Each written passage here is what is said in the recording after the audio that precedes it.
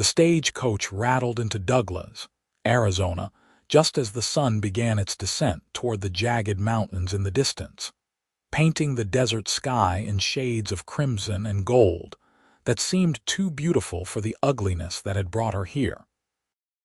Violet Shepherd pressed herself into the corner of the wooden seat, keeping her head down, and her battered face turned away from the other passengers who had boarded at various stops along the dusty trail from Tucson.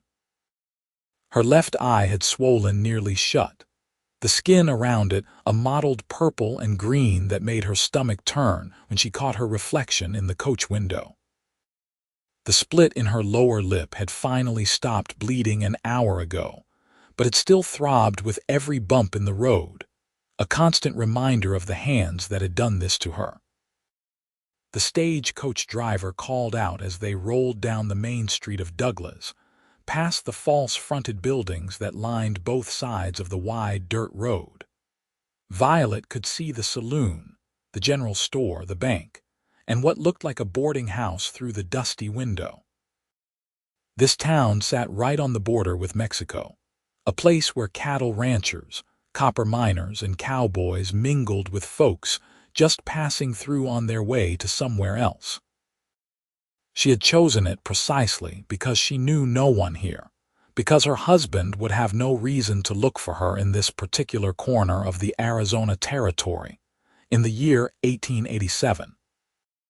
When the coach finally lurched to a stop in front of the stage office, Violet waited until the other passengers had disembarked before she gathered her small carpet bag and climbed down, wincing at the pain in her ribs where his boot had connected 2 nights ago. She stood on the wooden sidewalk for a moment, uncertain of her next move, aware that people were staring at her bruised face. A woman in a blue calico dress pulled her young daughter close and hurried past, as if violence might be contagious. Violet needed to find somewhere to stay, somewhere she could rest and heal and figure out what to do with the rest of her life now that she had finally found the courage to leave. She had $23 sewn into the lining of her dress, money she had been hiding away for months, taking a quarter here and $1 there from the household money before he could spend it all on whiskey and card games. It would not last long, but it was enough to give her a start. She was standing there, trying to decide which direction to walk, when she heard footsteps behind her and a low male voice that was surprisingly gentle. "Madam, you look like you could use some help." Violet turned slowly, keeping her head angled so he would not see the worst of the damage to her face, but it was too late. The cowboy standing before her had already taken in every bruise, every mark, and his expression shifted from polite concern to something harder, something that looked like barely controlled anger. He was tall and broad-shouldered, with dark hair that needed cutting and hazel eyes that were fixed on her injuries with an intensity that made her want to step back. "I'm fine," she said automatically, the lie she had told so many times it came without thinking. "I just need to find a place to stay." The cowboy did not move, but his jaw tightened.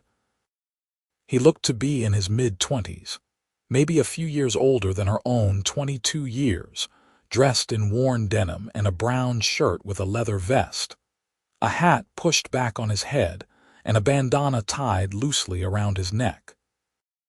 There was trail dust on his clothes and exhaustion in the lines around his eyes, but his gaze was sharp and assessing. "First time?" he asked quietly, and the question caught her so off guard that she just stared at him for a moment. She shook her head, and then to her absolute horror, tears began to spill down her cheeks. She had not cried when her husband's fists had rained down on her. She had not cried when she sneaked out of their house in Tucson in the dead of night with nothing but the clothes on her back and her carefully hidden money. She had not cried during the long, painful stagecoach ride. But something about this stranger's question, about the quiet understanding in his voice, broke through the wall she had built around herself, and suddenly she could not stop. The cowboy stepped closer, pulling a clean handkerchief from his pocket. "Here," he said, pressing it into her hand. "My name is Frank O'Brien. I work at the Running W Ranch just outside of town. My boss, Mrs. Whitmore, she's a widow who runs the place with her 2 sons. She's always looking for help with the house and the cooking, and she's got a spare room in the main house. She's a good woman, fair and kind. I think she'd take you on if you're looking for work." Violet wiped at her eyes with the handkerchief, trying to compose herself. "I don't know anything about ranch work," she admitted, her voice hoarse from crying. "I was married to a store clerk in Tucson. I kept house and did mending for extra money."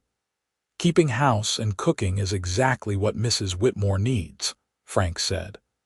"And the ranch is far enough from town that if someone came looking for you, we'd see them coming from a long way off." He said it casually, but she could hear the meaning behind his words. He understood that she was running from something, and he was offering her not just work but safety. She looked up at him, really looked at him for the first time, and saw something in his face that made her want to trust him. It was a foolish impulse after everything she had been through, but she was out of options and out of time. She could not afford even one night in a boarding house, not if she wanted her money to last until she found work. "Why are you helping me?" she asked. Frank's expression darkened, and he looked away toward the mountains in the distance. "My mother," he said after a moment. "She had bruises like yours. My father was a hard man, especially when he was drinking. She died when I was 15, and I've always wondered if things might have been different if someone had helped her get away." He looked back at Violet. "I can't change what happened to my mother, but I can help you if you'll let me." Violet felt something shift in her chest, a tiny spark of hope that she had thought was extinguished forever. "My name is Violet Shepherd," she said. "And yes, I would be grateful for your help." Frank's whole face changed when he smiled, the hardness melting away to reveal something warmer. "Come on then, Miss Shepherd. I'll take you out to the ranch. I was just in town picking up supplies, and I've got the wagon right over there." He gestured toward a sturdy wagon hitched to 2 draft horses near the general store. Violet followed him across the street, very aware of the curious stares they were attracting. Frank either did not notice or did not care.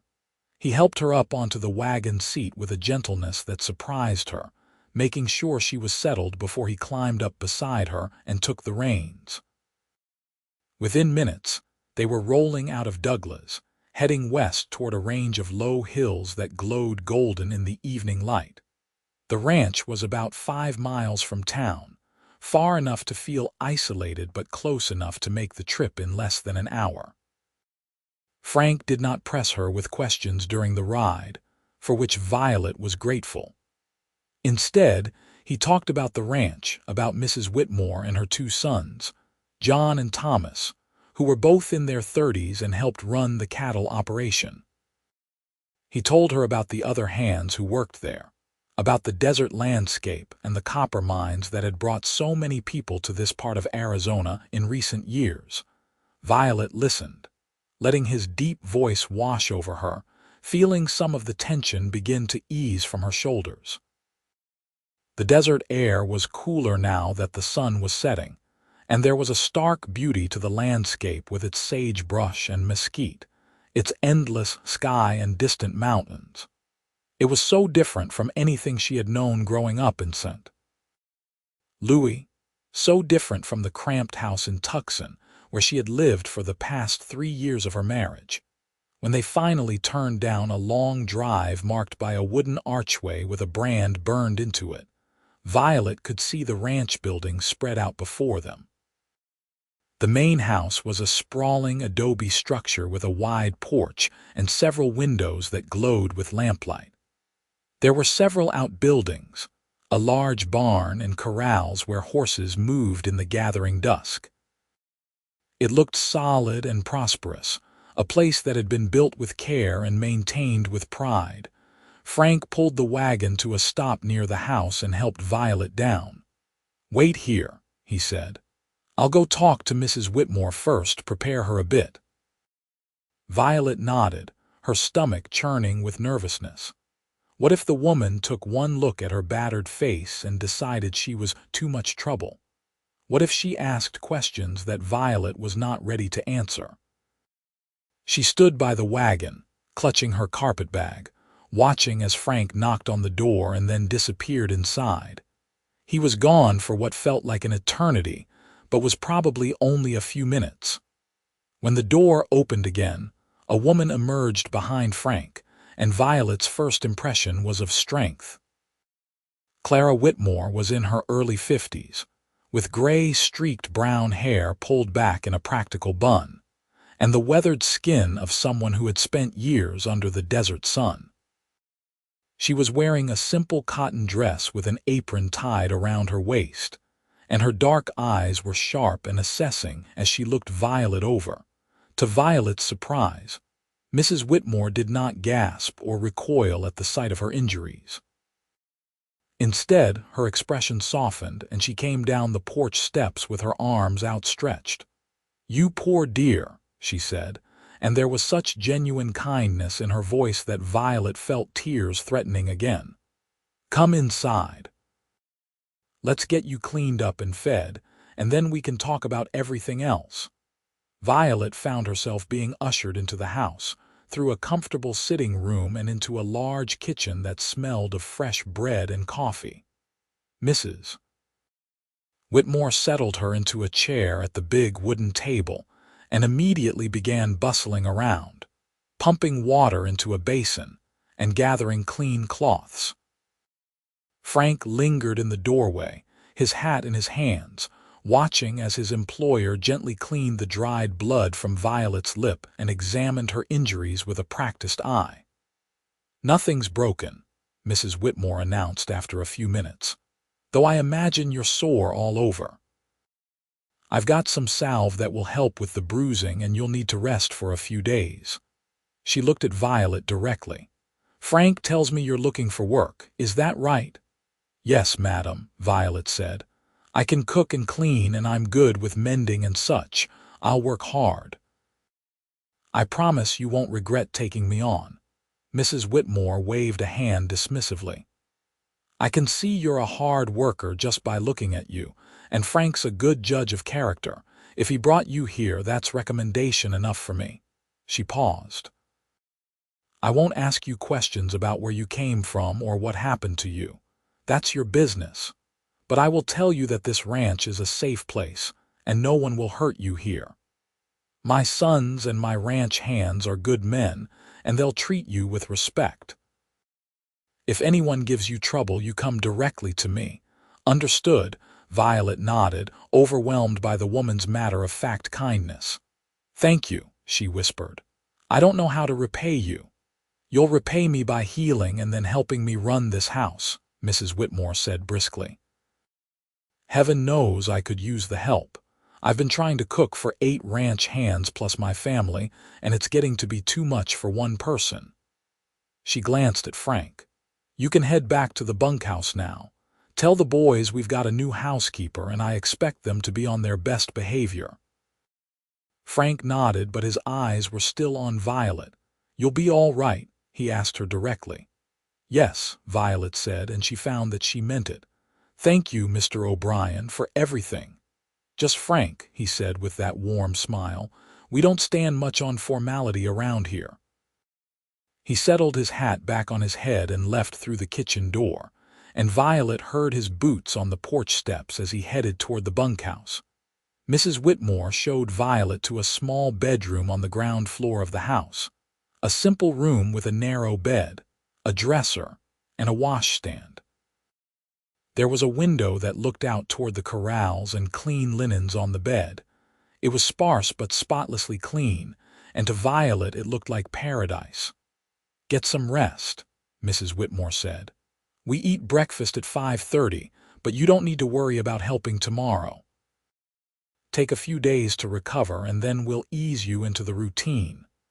She paused at the door. I meant what I said about this being a safe place.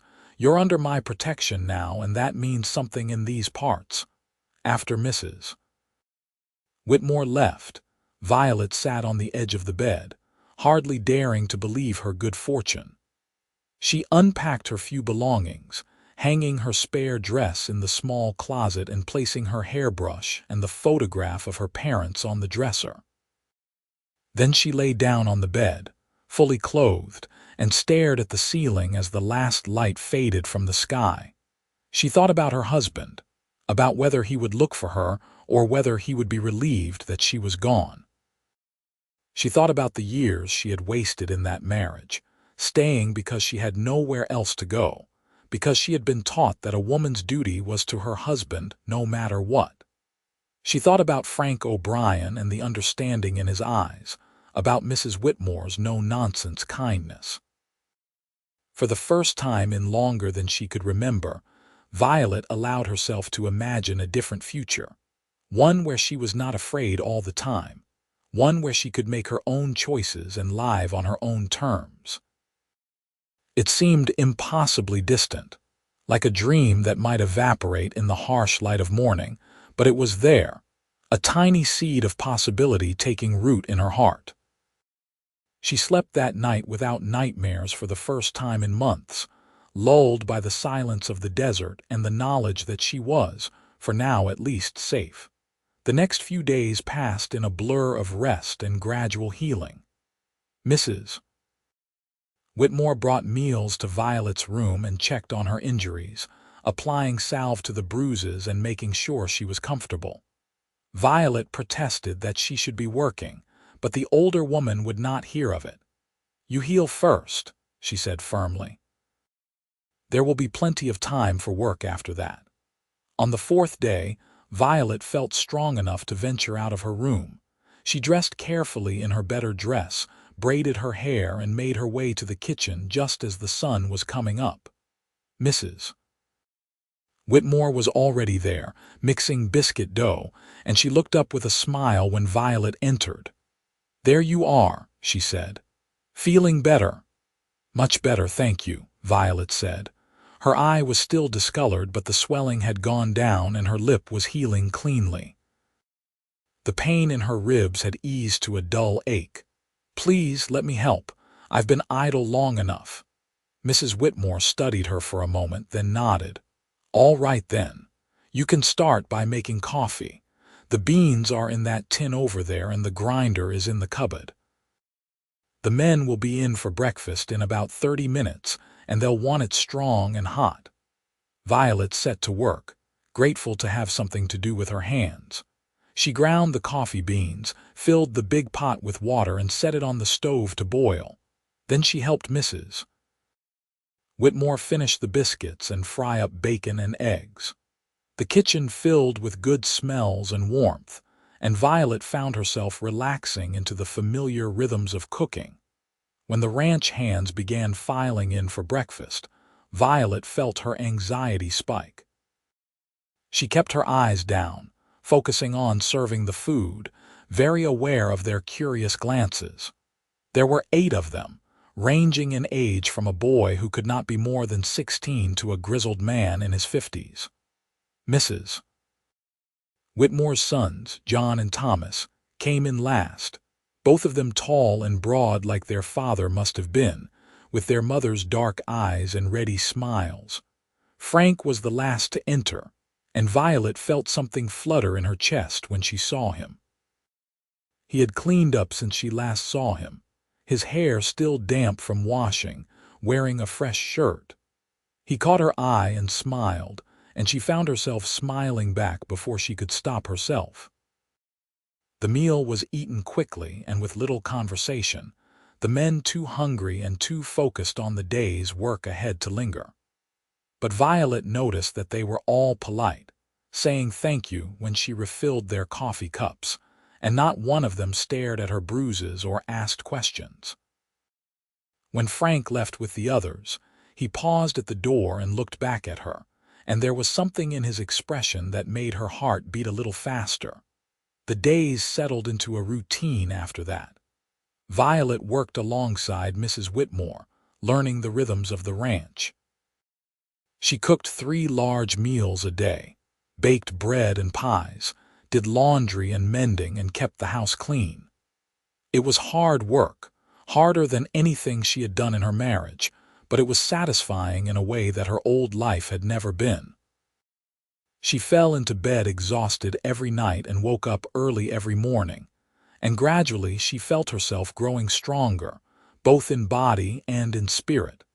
The ranch hands treated her with respect, as Mrs. Whitmore had promised.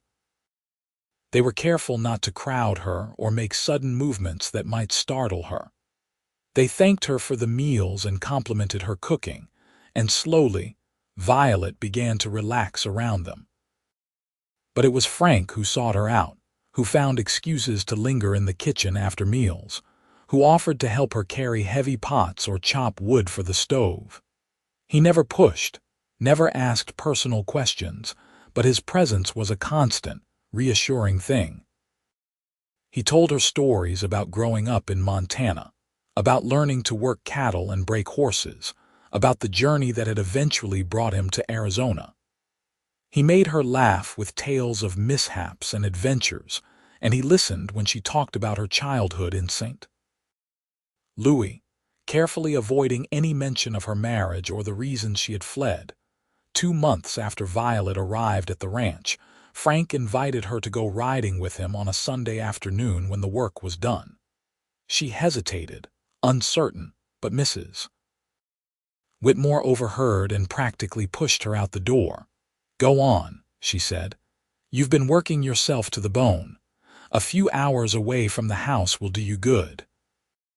Frank saddled a gentle mare for her and his own sturdy gelding, and they rode out across the ranch land, heading toward the hills. The October air was cooler now, the brutal heat of summer finally broken, and the desert was coming back to life after the monsoon rains. There were wildflowers blooming among the sage, and the sky was that perfect, endless blue that seemed unique to Arizona. They rode in comfortable silence for a while, and then Frank said, "You seem happier than when you first arrived, more at ease." Violet considered this. "I am," she said. "I feel safe here. I feel like I can breathe for the first time in years." She glanced at him. "Thank you for bringing me to the ranch. I don't know what would have happened to me if you hadn't been at the stage stop that day." Frank's expression grew serious. "I'm glad I was there," he said. "And I'm glad you're here now." He paused, then added, "Has there been any sign of him? Any word from Tucson?" Violet shook her head. "Nothing. I don't think he's looking for me. I think he was probably relieved when he woke up and found me gone." "A man who would let you go is a fool," Frank said quietly, and there was such intensity in his voice that Violet felt her cheeks flush. They stopped near a creek that ran through a small canyon, and Frank helped her down from her horse. They sat on a large flat rock near the water, and Violet found herself telling him things she had never planned to share, about the man she had married at 19, about how charming he had been at first, how attentive and kind, about how slowly, gradually, that had changed until she found herself walking on eggshells, trying to anticipate his moods, trying to be perfect enough that he would not get angry. "It wasn't always bad," she said, staring at the water. "Sometimes he would be sorry, especially in the beginning. He would cry and promise he would never do it again, and I would believe him. But the good times got shorter and the bad times got longer, and eventually I realized that it was never going to get better, that if I stayed, he would kill me eventually." Her voice dropped to a whisper. "The night before I left, he beat me worse than he ever had before. And when I was lying on the floor, I decided that I would rather die trying to escape than die in that house." Frank's hands had clenched into fists, and his jaw was tight with barely controlled rage. But when he spoke, his voice was gentle. "You're the bravest person I've ever met," he said. "It takes more courage to leave than to stay." Violet looked at him, really looked at him, and saw the sincerity in his face. "I don't feel brave," she admitted. "I feel terrified most of the time. I keep waiting for something bad to happen, for him to show up or for this new life to fall apart." "It won't," Frank said. He reached out slowly, giving her time to pull away, and took her hand in his. His palm was warm and calloused, his grip gentle. "You're building something new here.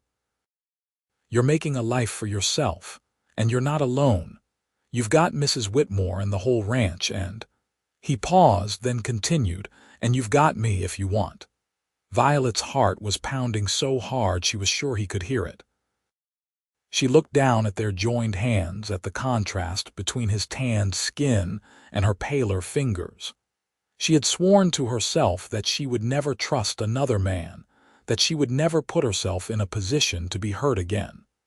But Frank was not like her husband. He had never raised his voice to her, never made her feel small or afraid. He treated her like she mattered, like her thoughts and feelings were important. "I don't know if I'm ready," she said honestly. "I don't know if I'll ever be ready for anything more than friendship." "That's all right," Frank said. "I'm a patient man, and I'm not going anywhere. We can take this as slow as you need, or we can just stay friends if that's what you want. I just wanted you to know that I care about you, Violet. That I think about you all the time, and that seeing you smile makes my whole day better." Violet felt tears prickling at her eyes, but they were different from the tears she had cried that first day. These were tears of relief, of gratitude, of something that might have been hope. "I care about you too," she whispered. "You're the first person in a long time who's made me feel like I might be worth caring about." Frank squeezed her hand. "You're worth everything," he said fiercely. "Don't ever let anyone make you think otherwise." They sat by the creek for a long time, talking and watching the water flow past. And when they finally rowed back to the ranch as the sun was setting, Violet felt lighter than she had in years. She knew that healing would take time, that the scars her husband had left went deeper than the physical marks. But for the first time, she allowed herself to believe that healing was possible, that maybe, someday, she could be whole again. The weeks turned into months, and the Arizona winter was mild and pleasant compared to the winters Violet remembered from her childhood. Christmas came and went, celebrated with a big dinner at the ranch and small, thoughtful gifts exchanged.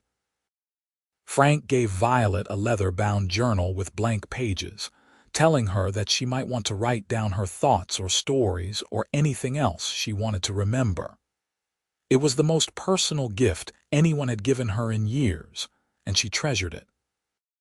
She and Frank spent more and more time together, always carefully chaperoned by Mrs. Whitmore or the presence of the other ranch hands. They went on rides across the ranch land, exploring the canyons and mesas.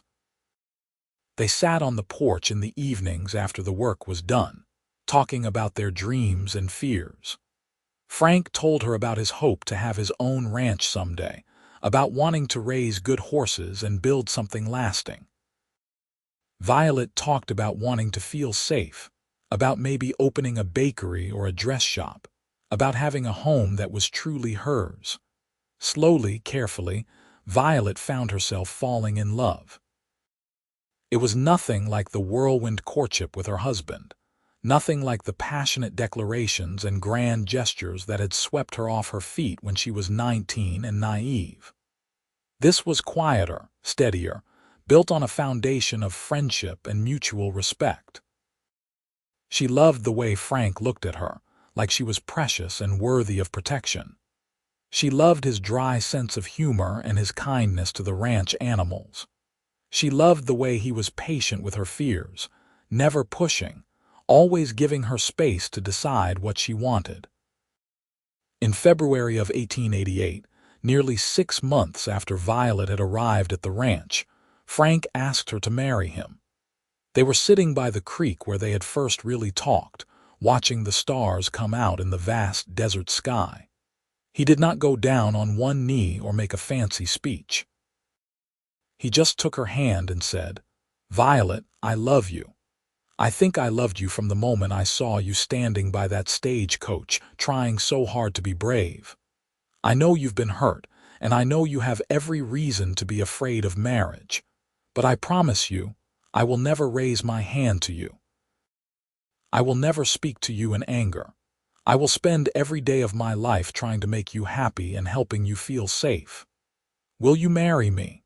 Violet looked at him, at his earnest face and the love shining in his eyes, and she realized that she was not afraid anymore. This was what real love looked like, what a real partnership could be. "Yes," she said, and the word felt like freedom. "Yes, I'll marry you." They were married in April when the desert was at its most beautiful, covered in wildflowers from the spring rains. Mrs. Whitmore hosted the wedding at the ranch, and it seemed like half the town of Douglas turned out for the celebration. Violet wore a simple white dress that Mrs. Whitmore had helped her make, with wildflowers in her hair. Frank wore his best suit, and when he looked at her as she walked toward him across the yard, his eyes were bright with unshed tears. The ceremony was performed by a traveling preacher who came through Douglas once a month, and when he pronounced them husband and wife, Frank kissed Violet with a gentleness that made her heart soar. There was a big party afterward, with music and dancing and more food than Violet had ever seen in one place. The ranch hands toasted the happy couple, and Mrs. Whitmore cried happy tears, and Violet felt surrounded by love and acceptance. Frank had saved his wages and bonuses, and with Mrs. Whitmore's blessing, he had bought a small parcel of land on the edge of the ranch property. There was a tiny house there, just 2 rooms, but it was theirs.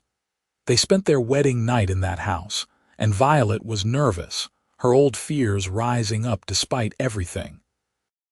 But Frank was patient and gentle, taking his time, making sure she felt safe and cherished. He whispered words of love and praise, told her she was beautiful, and when they finally came together, it was nothing like the painful, perfunctory encounters of her first marriage. It was tender and intimate and right, and afterward, as she lay in Frank's arms, Violet felt a sense of peace she had never experienced before. Life as Frank's wife was everything her first marriage had not been. He treated her as an equal, asking her opinion on decisions about the land and the livestock. He helped her with the housework when he came home from the range, never complaining about washing dishes or hauling water. He made her laugh every single day, and he held her when the nightmares came, the residual fear from her past that still sometimes woke her in the night. Violet continued to help Mrs. Whitmore at the main house several days a week, bringing in extra money that she and Frank saved carefully. They were building a life together, building a future, and Violet cherished every moment of it. She had never imagined that marriage could be a partnership of equals, that a husband could be a best friend and a lover and a source of constant support. In the fall of 1888, Violet realized she was pregnant. She was terrified at first, remembering how her husband had reacted to the one pregnancy during their marriage, how he had been angry about the expense of a child, how relieved he had been when she miscarried at 3 months. But when she told Frank, his face lit up with pure joy.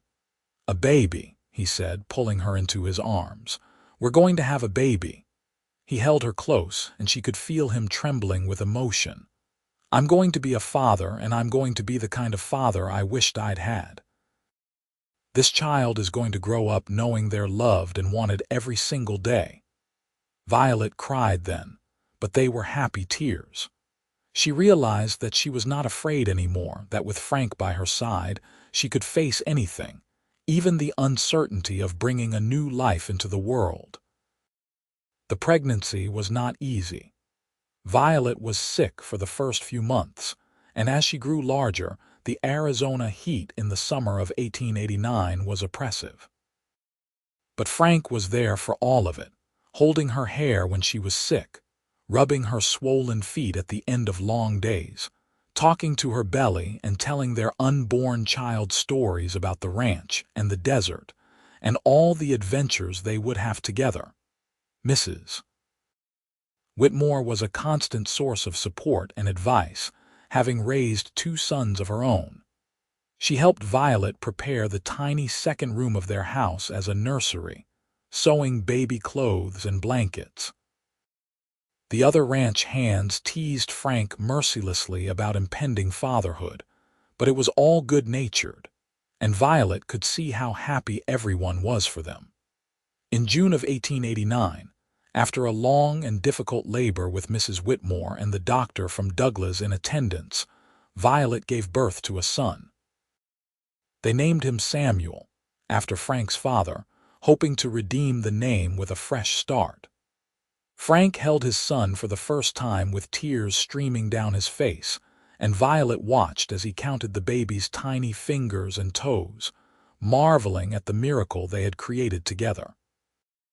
Being a mother was harder than Violet had imagined, filled with sleepless nights and constant worry. But it was also more rewarding than she ever could have dreamed. She loved watching Frank with their son, seeing the gentleness in his big, calloused hands as he cradled the baby, hearing the songs he sang in his rough voice to soothe Samuel to sleep. This was the family she had always wanted, the love she had always deserved. As Samuel grew from an infant to a toddler, Frank's dreams of having his own ranch began to take shape. He had been saving money for years, and with Violet's careful management of their finances, they had accumulated a modest sum. In 1891, when Samuel was 2 years old, an opportunity arose. A neighboring rancher was getting too old to manage his property and was looking to sell. It was not a large spread, just 100 acres with a decent water source and good grazing land, but it was enough to start with. Frank and Violet talked long into the night about whether to take the risk. It would use up almost all their savings, and they would have to work even harder to make it succeed.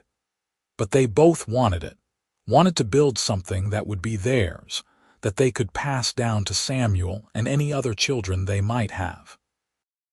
They bought the ranch in the spring of 1891, naming it the Shepherd O'Brien Ranch, combining both their names to show that it belonged to both of them equally. Frank resigned from his position at the Running W, though he stayed on good terms with Mrs. Whitmore and her sons. They moved into the ranch house, which was larger than their previous home but needed a lot of work. Violet threw herself into making it a home, painting walls and sewing curtains, planting a vegetable garden and fixing up the kitchen. The first year was brutally hard. They started with a small herd of cattle that Frank had purchased at auction, and every day was filled with backbreaking work. Frank was up before dawn and often did not come back to the house until after dark, riding the fence lines, tending to the cattle, breaking horses to sell for extra income. Violet managed the house, cared for Samuel, kept the books, and somehow still found time to bake bread and pies that she sold in Douglas for extra money. There were times when Violet wondered if they had made a mistake, if they had taken on too much. But then she would see the pride in Frank's eyes when he looked at their land, or Samuel would say something precocious that made them both laugh, and she knew they had made the right choice. They were building something together, a legacy that would outlast them. In the winter of 1892, Violet discovered she was pregnant again. This pregnancy was easier than the first, perhaps because she knew what to expect, or perhaps because she was stronger now, toughened by years of ranch work.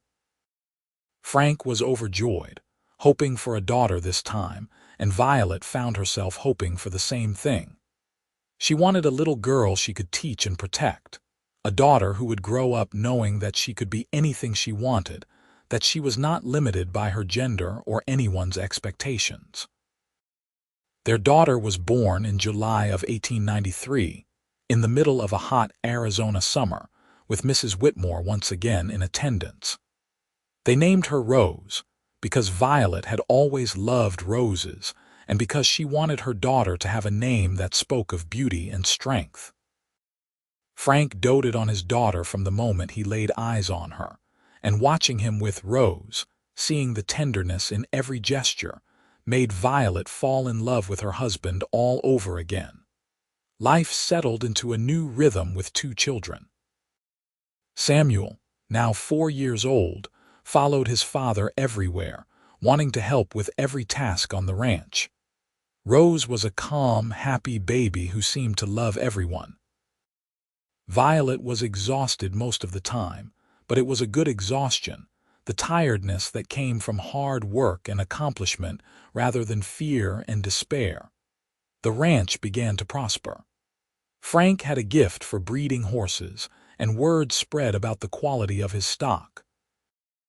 Ranchers came from all over southern Arizona to buy horses from him, and the extra income allowed them to expand their cattle herd. Violet's baking business grew as well, with a standing order from the boarding house in Douglas and special orders for parties and celebrations. In 1895, when Samuel was 6 and Rose was 2, they hired their first ranch hand, a young man named Miguel who had grown up on a ranch across the border in Mexico. Frank taught him everything he knew about horses and cattle, and Miguel proved to be a quick learner and a hard worker. With the extra help, the ranch flourished even more, and Frank was able to buy adjacent parcels of land, expanding their holdings. Violet had never imagined she could be this happy. She woke up every morning next to a man who loved her, in a house that was truly hers on land that they owned together. She watched her children grow, healthy and confident and loved. She had friends in town and respect in the community. The bruises and broken bones from her first marriage had healed long ago, and the emotional scars, while still there, had faded into something she could live with, a reminder of how far she had come rather than a constant source of pain.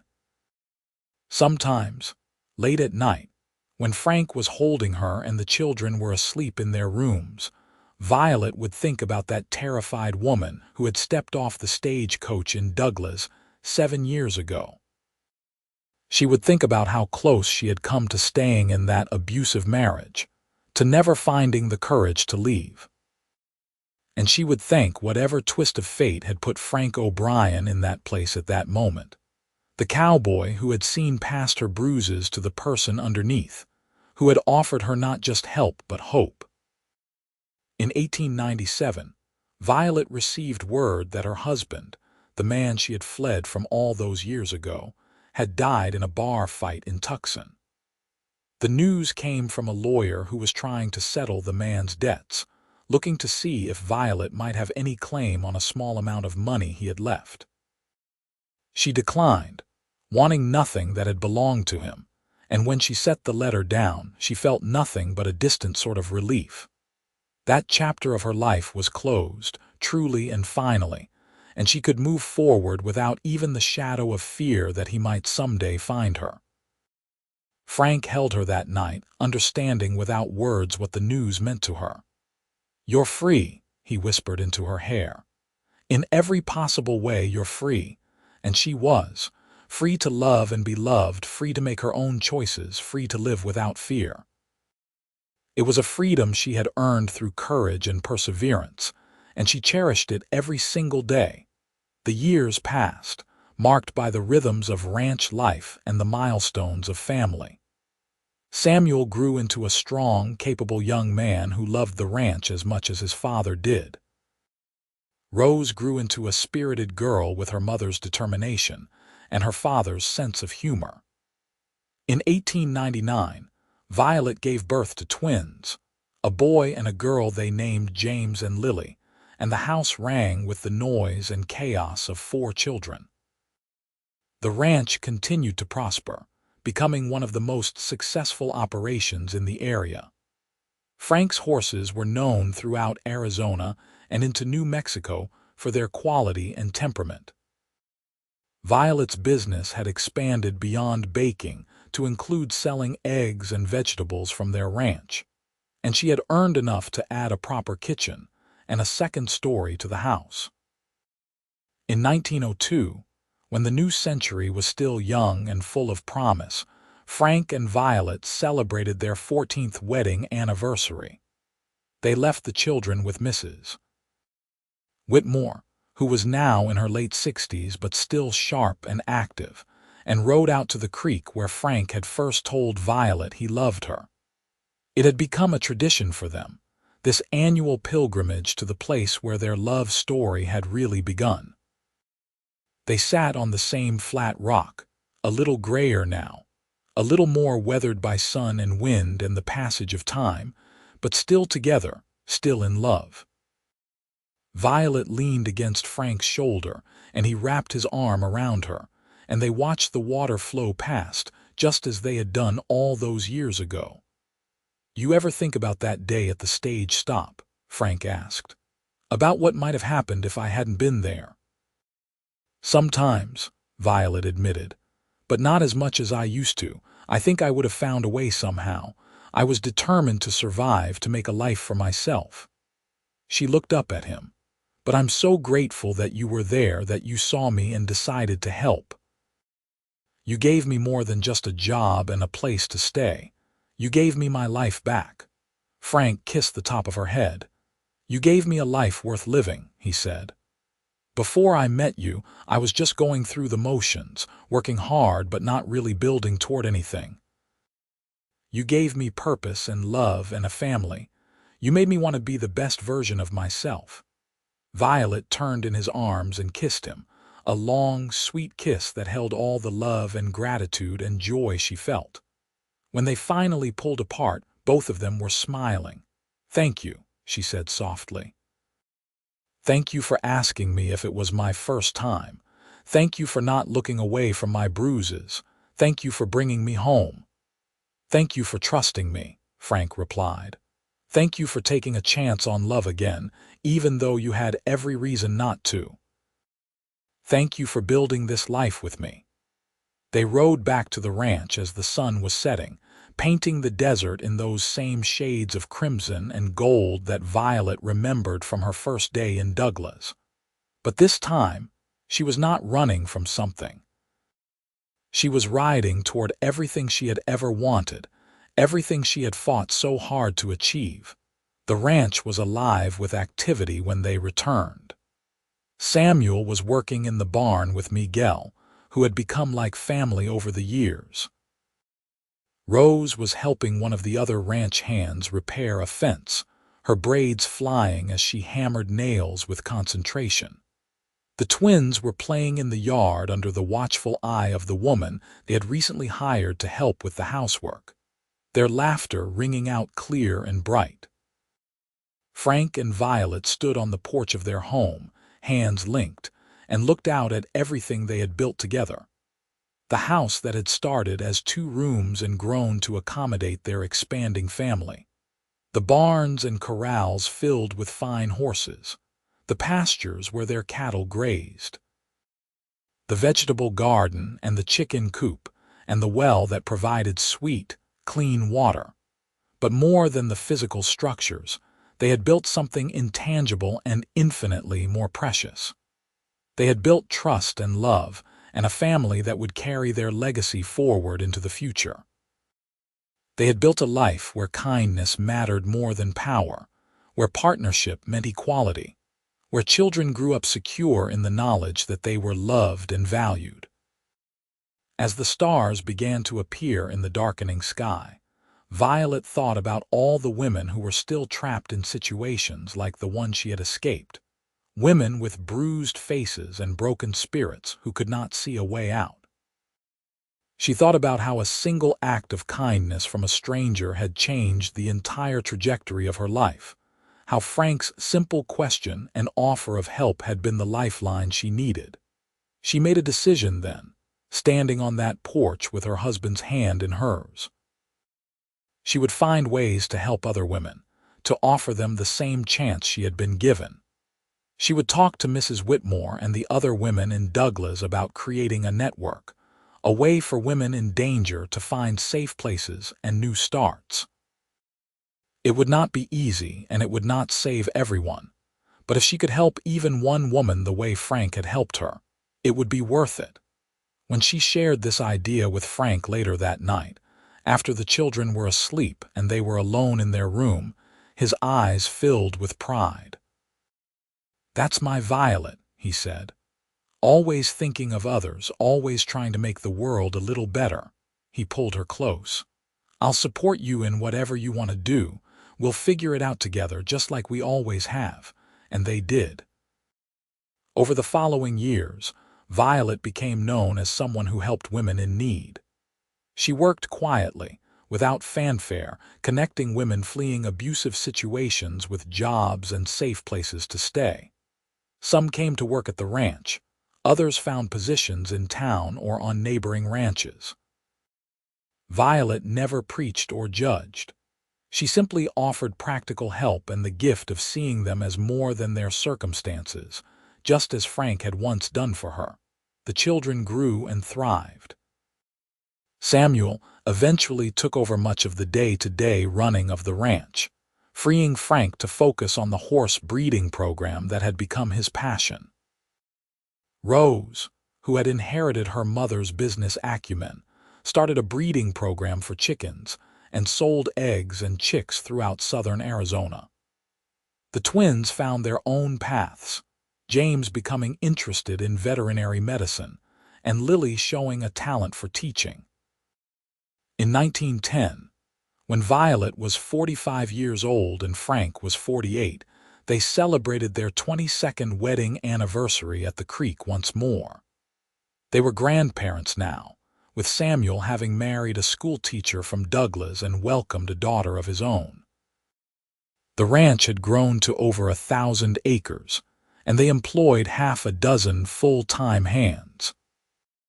They had lived through droughts and good years, through territorial politics and Arizona's eventual statehood in 1912, through the changing times that brought automobiles and telephones even to their remote corner of the world.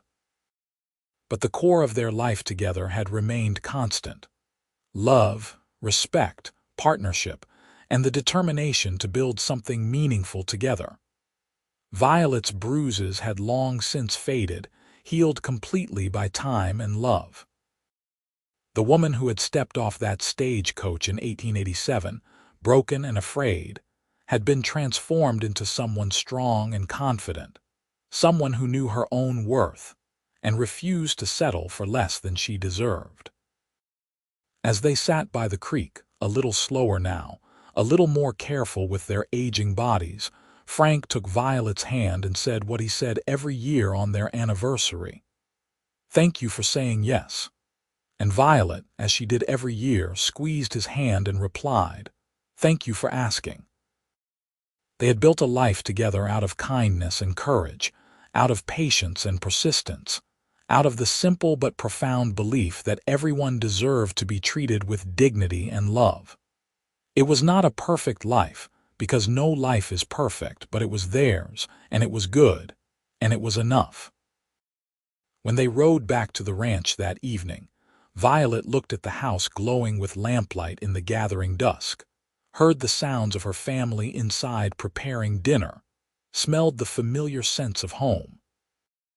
And she felt a bone-deep gratitude for the journey that had brought her here, for the cowboy who had seen past her bruises to the woman underneath, for the courage she had found to leave one life and build another. She had learned that healing was possible, that love could be gentle and strong at the same time, that a woman's worth was not determined by the man she married, but by the choices she made and the life she built. She had learned that asking for help was not weakness but wisdom, that accepting kindness was not surrender but strength.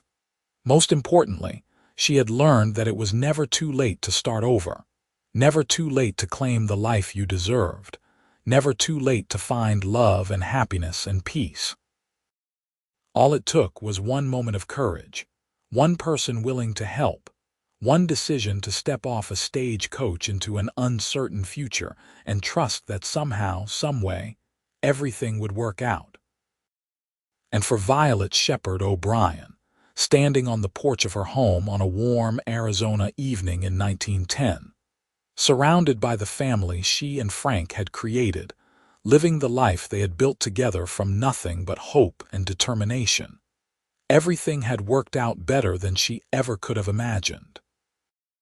The split lip and swollen eye were distant memories now, replaced by laugh lines and sun-weathered skin, by the marks of a life well lived and fully embraced.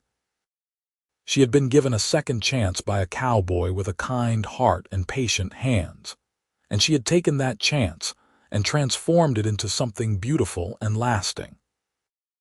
Their love story had started with tears and bruises, with fear and uncertainty, but it had grown into something strong and enduring, a testament to the power of compassion and the possibility of redemption.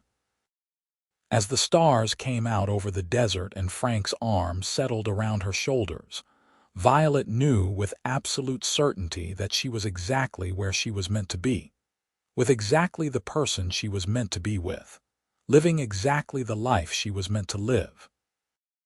And that knowledge, that deep sense of rightness and belonging, was the greatest gift of all. The years continued to unfold, bringing the joys and challenges that come with a life fully lived.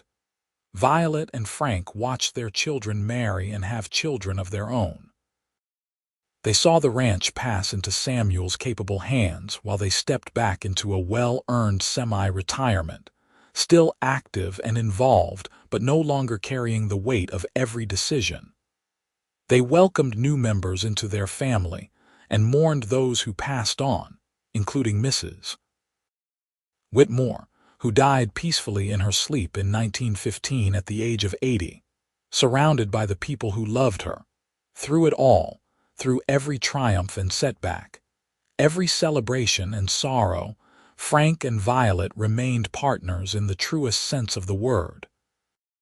They never forgot the lessons they had learned in those early days, the importance of communication and respect, the power of gentleness and patience.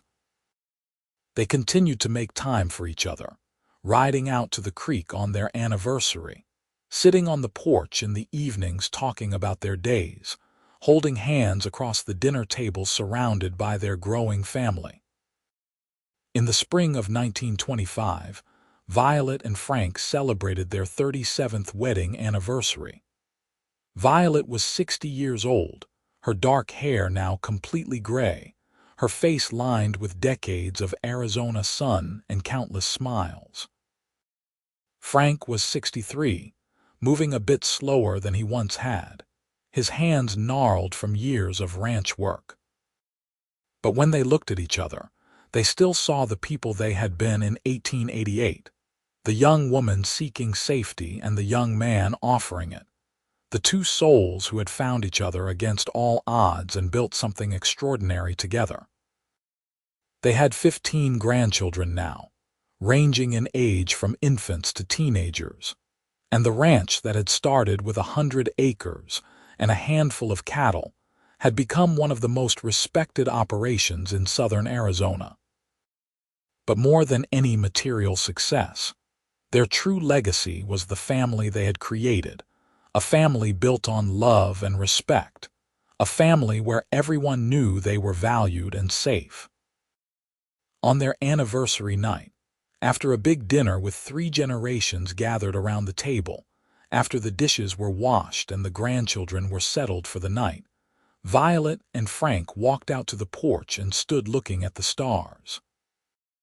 The desert air was cool and sweet, carrying the scent of creosote and mesquite, and in the distance, they could hear the lowing of cattle and the occasional whinny of a horse.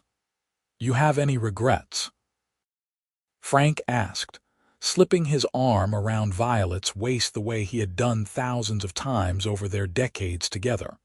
Violet leaned into him, solid and warm and familiar, and considered the question seriously. She thought about the years she had lost in her first marriage, the pain and fear she had endured. She thought about the hard times on the ranch, the years when they had barely scraped by, wondering if they would make it. She thought about the children they had almost lost to illness, the miscarriages between pregnancies, the loved ones who had died too soon. But when she weighed all of that against what she had gained, against the life she had lived and the love she had known, there was only one answer she could give. Not a single one, she said.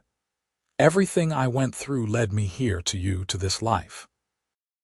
And I wouldn't change any of it, because changing even the smallest thing might mean we never found each other.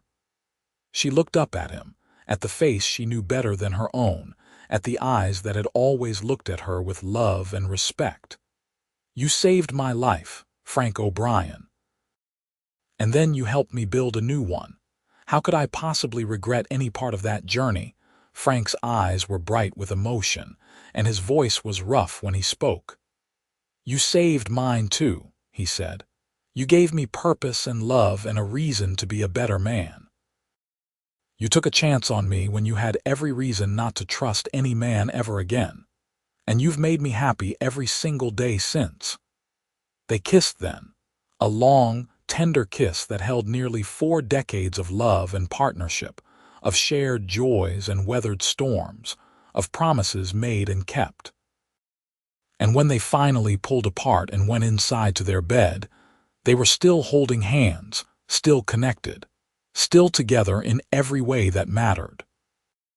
Violet lived to see the Great Depression and the Dust Bowl, to see automobiles replace horses as the primary mode of transportation, to see her grandchildren grow up and start families of their own. She lived to be 82 years old, passing away peacefully in 1947 with Frank at her bedside, surrounded by 4 generations of the family she had helped create. Her last words were to thank Frank for giving her a beautiful life, and his last words to her were to promise that he would see her again soon. Frank followed her less than a year later, his heart simply giving out one night as he slept in the bed they had shared for nearly 60 years. The family buried him next to Violet on a hillside overlooking the ranch they had built together, under a sky so vast and blue it seemed to go on forever. The Shepherd O'Brien Ranch continued on, passed down through the generations, a living testament to what 2 people could build when they loved each other with honesty and respect. The story of how it started, of a battered woman stepping off a stagecoach and a cowboy who chose to help her, became family legend, told and retold to children and grandchildren, a reminder that kindness could change lives, that courage came in many forms, and that real love was patient and gentle and enduring. And in Douglas, Arizona, in a town that had seen boom and bust, growth and decline, through wars and depressions and the inevitable march of progress, people still remembered Violet and Frank O'Brien. They remembered the love story that had started with tears and bruises and ended with a legacy that would last for generations. They remembered that sometimes the most profound changes in our lives come from a simple act of compassion, from one person choosing to see another's pain and deciding to help. The creek where Frank had first told Violet he loved her still flowed through the canyon, its water still sweet and clear. The house they had built together still stood on the ranch, expanded and modernized but still fundamentally the same. And somewhere in the fabric of that place, in the very land itself, the love story of Violet and Frank lived on, a testament to the transformative power of kindness, the possibility of healing, and the enduring strength of true love. Their story was proof that it was never too late to escape, never too late to start over, never too late to find the life you deserved. All it took was courage, compassion, and the willingness to believe that better things were possible. Violet had found that courage on a dusty street in Douglas in 1887, and Frank had offered the compassion she needed. Together, they had built something beautiful and lasting, something that would echo through the generations, reminding everyone who heard their story that love, real love, was worth fighting for, worth believing in, worth building a life around. And that was the greatest legacy they could have left behind, greater than any material wealth or earthly success. They had shown that broken things could be mended, that wounded hearts could heal, that a love story that started with "first time" and ended with "I love you" could span a lifetime and beyond. They had proven that the best endings were really new beginnings, and that sometimes the most important decision you could make was to step off a stagecoach into an uncertain future, trusting that somewhere out there was a person who would see you, really see you, and choose to help you become who you were always meant to be.